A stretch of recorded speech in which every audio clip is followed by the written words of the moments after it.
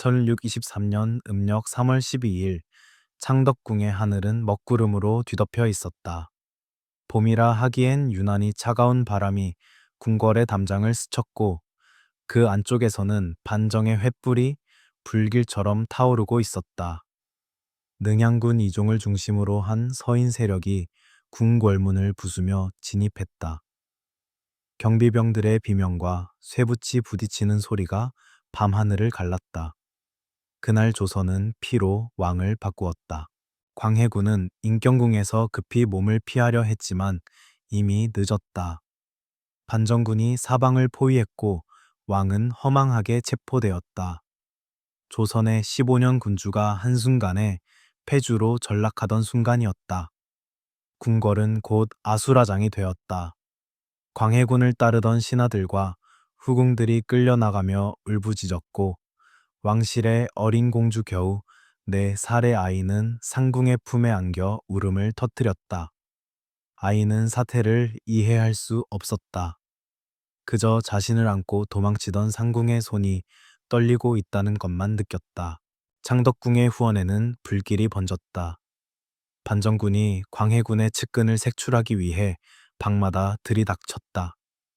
기침소리 하나에도 칼날이 번뜩였고 궁의 공기엔 피 냄새가 스며들었다. 그 와중에 상궁 김씨는 아이를 안은 채 방 한 구석에 몸을 숨겼다. 아가씨 조용히 하세요. 울면 안 됩니다. 그러나 어린 공주는 공포를 참지 못하고 흐느꼈다. 상궁의 눈가에도 눈물이 번졌다. 왕이 무너지는 그날 그 딸의 운명도 함께 무너지고 있었다.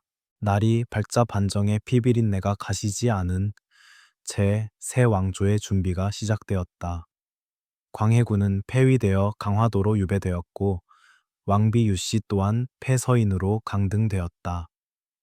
궁궐의 담장 너머로 해가 떠올랐지만 그것은 새로운 질서의 빛이 아닌 복수와 두려움의 시작이었다. 그리고 그 복수의 그림자는 아직 아무것도 모르는 4살의 공주에게로 천천히 다가오고 있었다. 1623년 3월 13일 인조가 왕위에 오른 지 열흘째 되던 날, 창덕궁 인정전에는 살얼음 같은 침묵이 흘렀다. 왕의 자리를 지켜낸 대신들이 늘어선 차에 고개를 숙였고 누군가의 기침 소리조차 허락되지 않는 긴장감이 궁 안을 메웠다. 인조가 천천히 자리에서 일어섰다.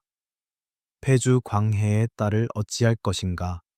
그의 목소리는 낮았으나 그 안에는 결단의 냉기가 서려 있었다.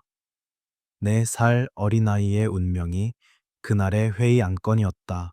조선왕조실록은 그녀의 이름조차 기록하지 않았다. 단지 광해의 딸이라고만 적었다. 아이의 존재는 역적의 흔적이자 새 왕조의 위협으로 간주되었다. 좌의정 윤방이 먼저 입을 열었다. 역적의 피를 남겨두면 후환이 됩니다. 씨를 말려야 합니다. 그의 목소리는 단호했고 인조의 즉위를 도운 서인 대신들 대부분이 고개를 끄덕였다. 그들에게 이 아이는 왕조의 안정보다 더 큰 불안의 씨앗이었다. 그러나 예조판서 이정구가 자리에서 일어섰다. 4살짜리 아이가 무슨 죄가 있습니까? 왕도 정치를 표방한 새 왕조가 어린아이를 죽인다면 백성이 우리를 어찌 보겠습니까? 그는 잠시 침묵을 두었다. 자비 없는 권력은 오래가지 못합니다. 그의 말은 궁 안의 공기를 흔들었다. 하지만 강경파는 물러서지 않았다. 병조판서 이기가 외쳤다. 별난의 뿌리를 남기면 다시 싹이 납니다. 지금 자비를 베풀면 훗날 피를 보게 될 것입니다. 인조의 눈빛이 흔들렸다. 그때 영의정 의원이기 조심스레 나섰다. 전하 살려두되 신분을 지우는 것이 어떻겠습니까?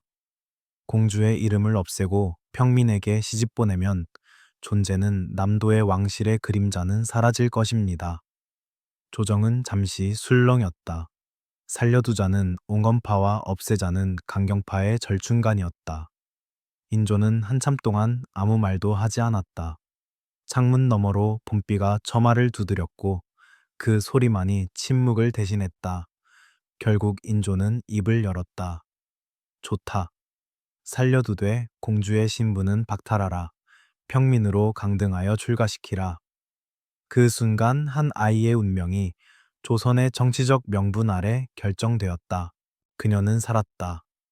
그러나 살아남음은 곧 존재의 삭제를 의미했다.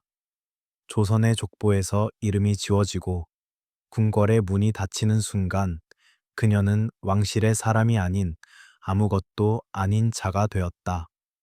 실록의 기록은 단 한 줄이었다. 광해의 딸을 평인에게 출가시키라 명하였다. 그것이 모든 것이었다. 그러나 그 한 줄 속에는 인간으로서의 삶을 박탈당한 한 어린아이의 운명이 숨쉬고 있었다. 인조의 명이 떨어진 뒤 인정전의 공기는 더욱 무겁게 가라앉았다. 대신들은 서로 눈빛을 교환했지만 누구도 나서지 못했다. 결정을 내린 것은 왕이었으나 그 결정을 견뎌야 하는 것은 한 아이였다. 그날 밤 인조는 편전에 홀로 남았다. 촛불이 바람에 흔들리며 그림자를 만들었다. 그 불안정한 불빛 속에서 인조의 마음 또한 미세하게 흔들리고 있었다. 그는 스스로에게 물었다. 과인이 왕위를 지키기 위해 얼마나 많은 피를 흘렸는가. 그런데 이제 와서 4살 아이 하나의 마음이 흔들리다니.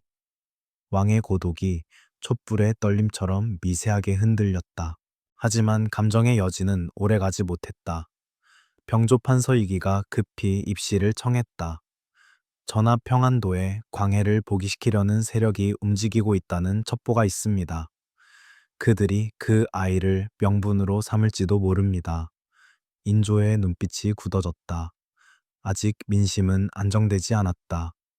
반정이 성공했지만 조선의 공기는 여전히 불안정했다.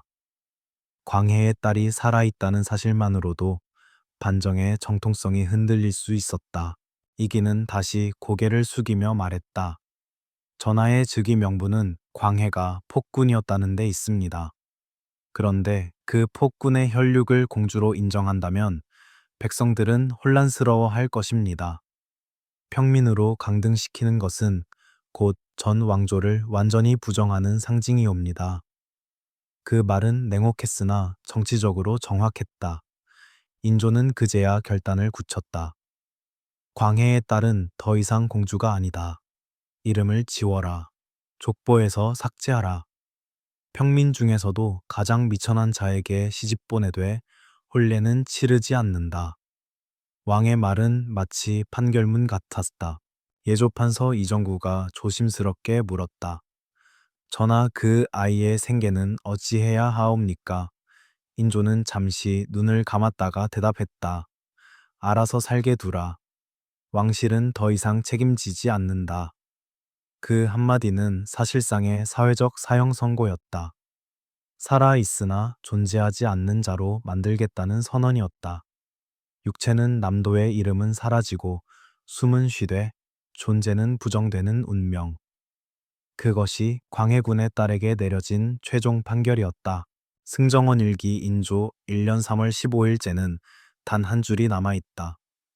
왕이 광해의 딸을 평인에게 출가시키라 명하고 왕실과 일체의 관계를 끊게 하였다. 역사는 이렇게 덧없다. 100마디의 고뇌와 수천의 눈물이 단 한 문장으로 요약된다.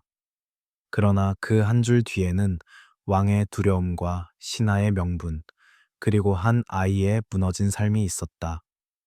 그날 밤 궁궐의 촛불이 꺼졌을 때 조선의 역사 속에서 한 이름이 완전히 사라졌다. 1673년 3월 20일 흐린 하늘 아래 창덕궁의 후문이 조용히 열렸다. 화려했던 왕실의 행렬도 장중한 악대의 북소리도 없었다.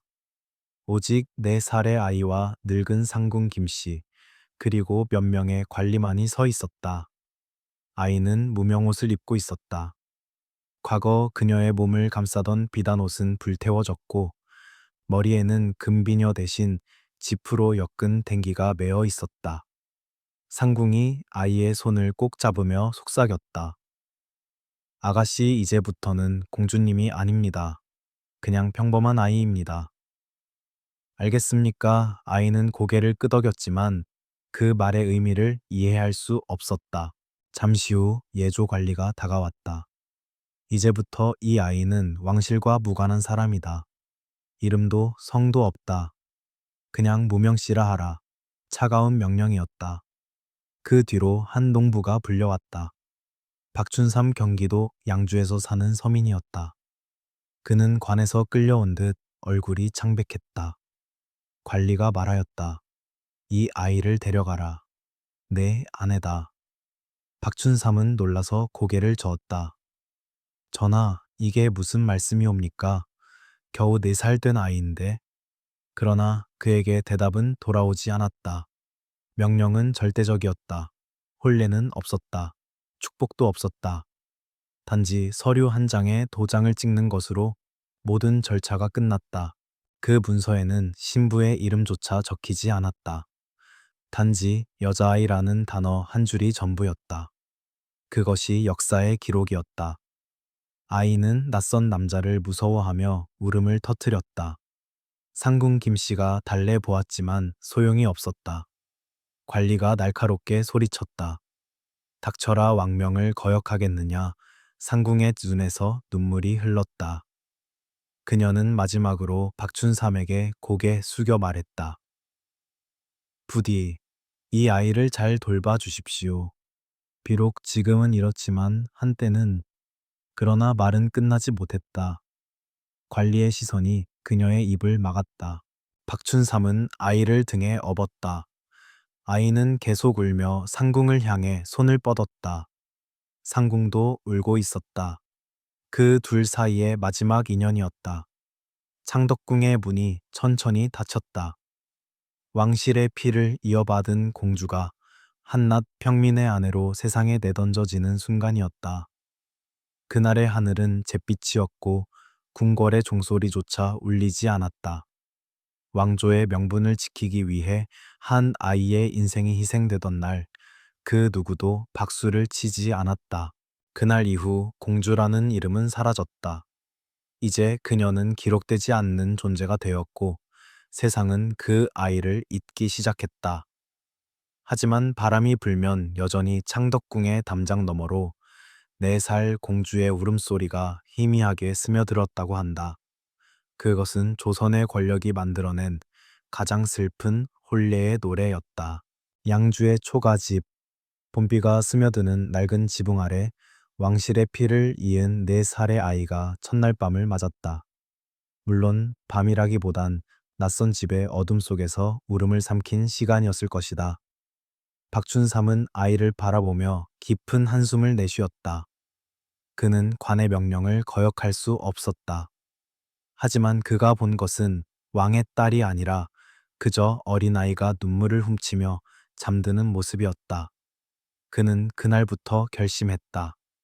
이 아이를 아내로가 아니라 딸로 키우리라. 처음 며칠 동안 아이는 밥을 먹지 않았다. 궁궐의 음식과는 너무 달랐다. 된장국과 보리밥 거친 반찬들. 상궁이 해주던 미음의 맛은 더 이상 존재하지 않았다. 아이의 손에는 물집이 잡히고 입술은 터져갔다. 밤마다 잠결에 아버지를 찾았지만 대답해줄 사람은 아무도 없었다. 박춘삼은 무심하게 밥을 떠주며 말했다. 이제는 평범한 사람이 되어야 해. 그래야 산다. 그의 말은 차가웠지만 그 속에는 깊은 보호의 마음이 있었다. 시간은 흘렀다. 계절이 6번 바뀌었을 즈음 아이는 조금씩 새로운 삶에 적응하기 시작했다. 아침이면 우물가로 물을 길러 나갔고 저녁이면 마당에서 박춘삼을 도왔다. 굳은 살이 손바닥에 박였지만 아이는 불평하지 않았다. 그것이 살아남는 법이라는 걸 어른들보다 먼저 깨달았다. 마을 사람들은 그녀를 그저 박춘삼의 계집아이라 불렀다. 이름이 없으니 부를 말도 없었다. 이름 없는 아이, 그것이 그녀의 새로운 신분이었다. 하지만 세상은 잔인했다. 마을 사람들은 수군거렸다.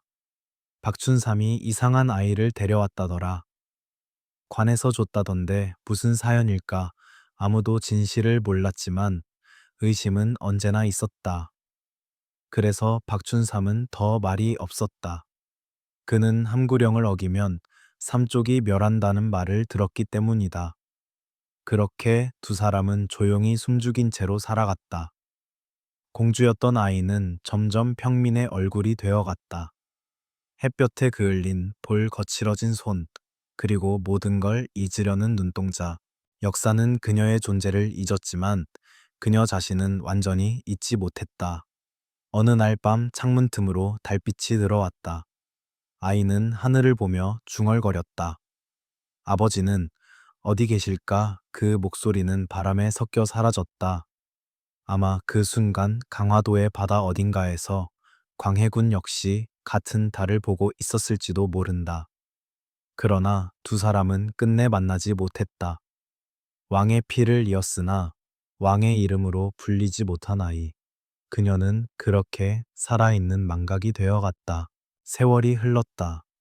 한때 궁궐의 비단을 입었던 4살의 아이는 이제 12살이 되었다.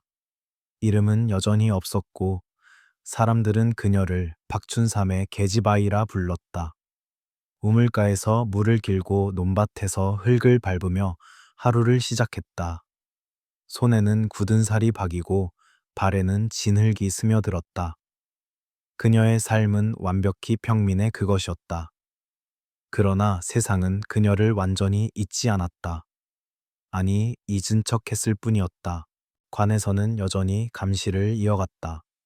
몇 달에 한 번씩 관리가 내려와 그 아이는 평범하냐고 물었다. 혹시 과거를 기억하지는 않는지, 혹은 누군가 접근하지는 않았는지. 박춘삼은 늘 고개를 숙이며 대답했다. 그저 고아일 뿐이요. 그렇게 반복되는 감시 속에서도 그는 아이를 지켜냈다. 그녀는 왕의 딸이라는 사실을 모른 척했고 그 무지함 속에서 살아남았다. 그러나 운명은 다시 잔혹하게 고개를 들었다. 12살이 되던 어느 날 양주의 장터에 낯선 상인이 나타났다.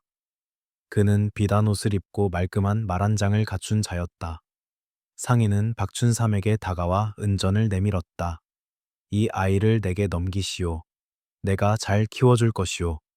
박춘삼은 단호히 거절했다. 이 아이는 내 딸이오. 팔 수 없는 사람이지요. 상인은 조용히 미소 지으며 속삭였다. 당신도 알고 있지 않소, 이 아이가 누구인지. 그 말에 박춘삼의 손이 떨렸다. 그가 알고 있었다. 하지만 말하지 않았다. 그것이 그녀를 살리는 유일한 길이었기 때문이다. 그 순간 광운이 들이닥쳤다. 상인은 순식간에 제압되었고 그의 품에서 서신이 발견되었다. 폐주 광해의 딸을 찾아 보기의 깃발로 삼으라. 그것은 음모였다. 박춘삼은 함께 끌려가 신문을 받았다. 너도 그들과 내통했느냐? 그는 머리를 조아리며 말했다. 저는 그저 아이를 지켜왔을 뿐이요.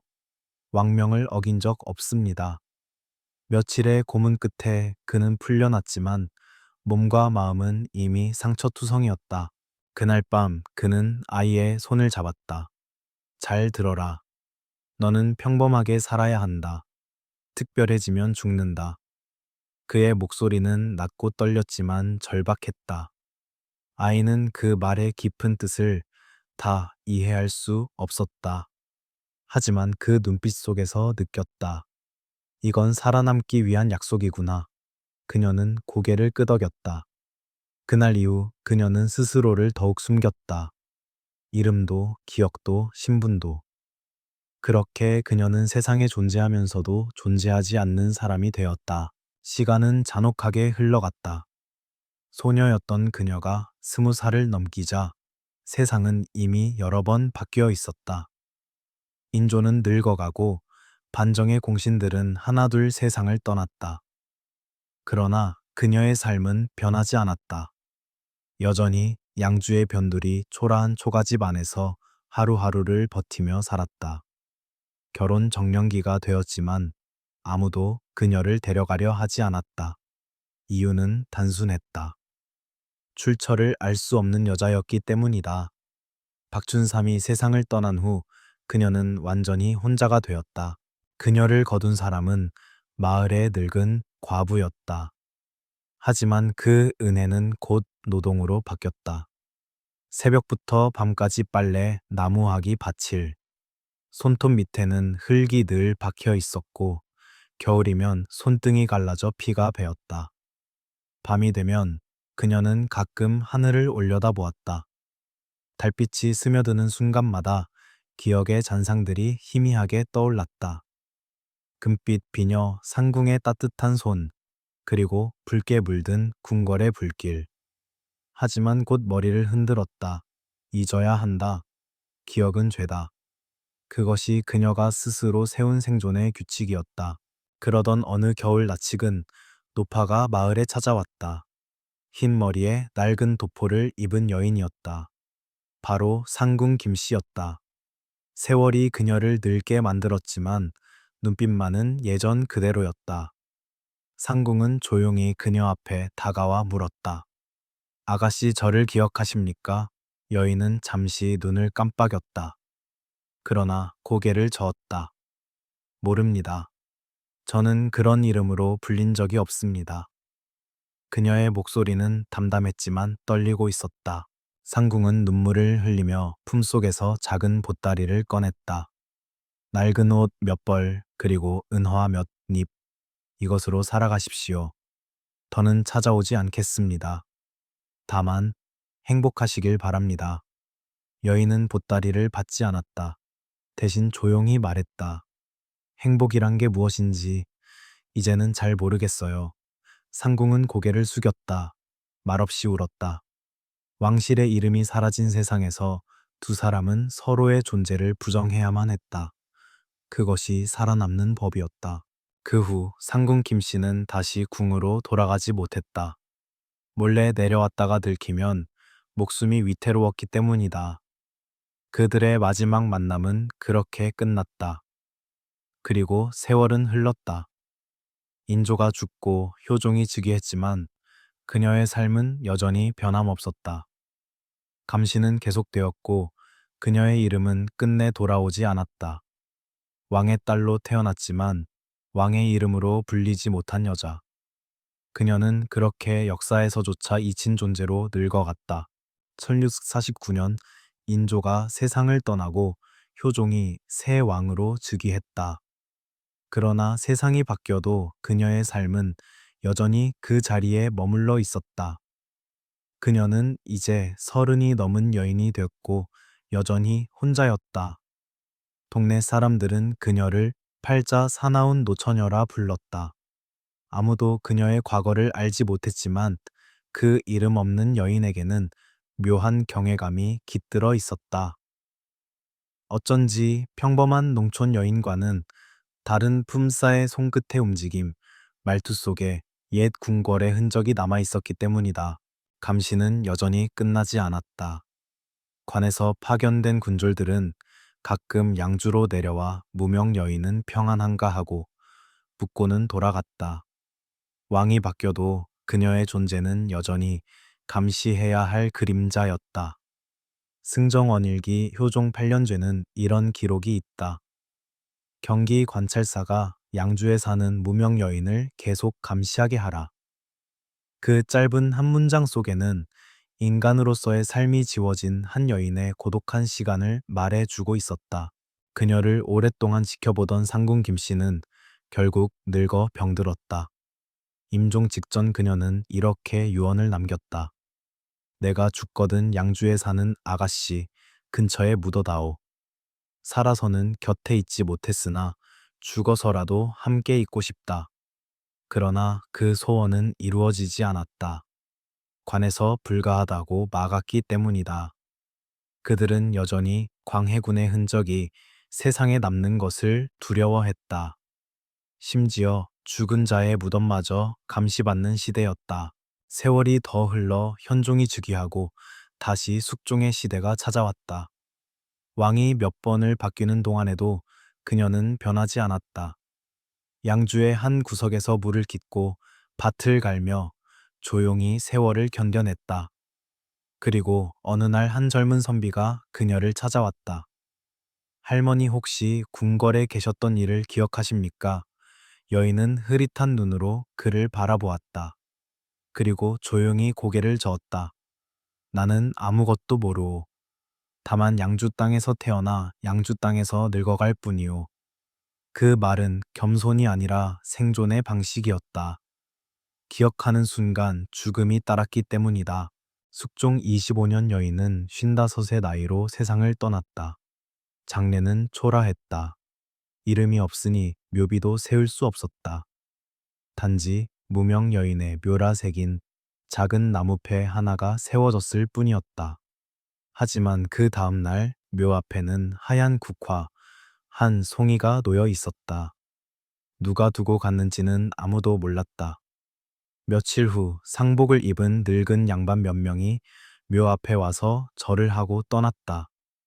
그들은 한때 광해군을 섬기던 옛 신하들이었다. 기록에는 없지만 그날 양주의 하늘엔 묵직한 침묵이 흘렀다고 한다. 그것이 한 시대의 마지막 애도였다. 그녀가 세상을 떠난 뒤 조선의 세월은 100년을 더 흘러 영조의 시대에 이르렀다.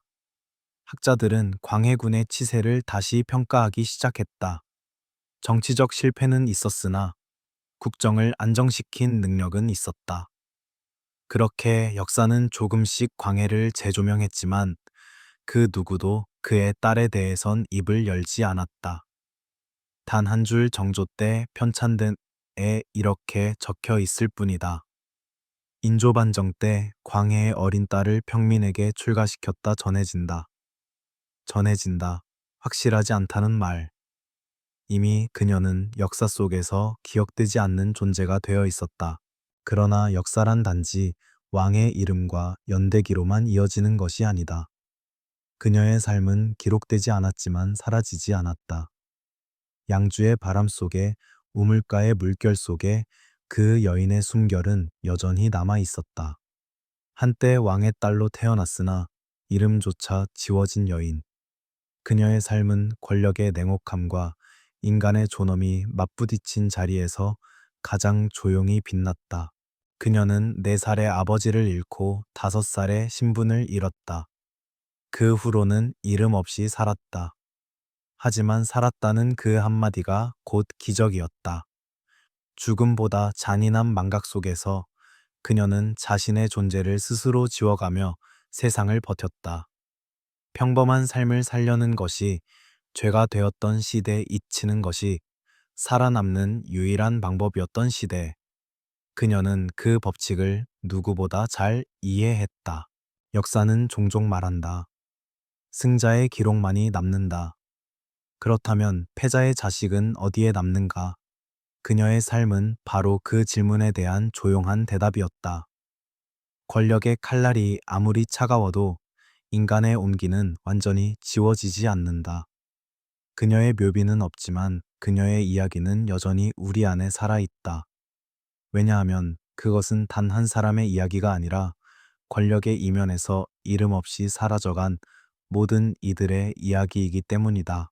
양주의 잡초, 무성한 들판 어딘가 표시조차 없는 묘 하나가 지금도 있을 것이다. 그곳에 누운 이는 왕의 딸로 태어나 왕의 이름으로 버려진 여자였다. 살았으나 존재하지 않았던 사람. 그러나 역사는 그 무명 여인의 존재를 잊지 말아야 한다. 왜냐하면 이름이 사라진 그 자리에서 진짜 인간의 역사가 시작되기 때문이다. 그녀의 이야기는 우리에게 묻는다. 기억하지 못한 이름들, 그들도 역사다. 당신은 누구를 기억하고 있는가? 이 영상이 마음에 드셨다면 잊혀진 이들의 이야기를 함께 이어가 주세요. 좋아요와 구독으로 다음 역사의 한 장을 함께 넘겨보시죠.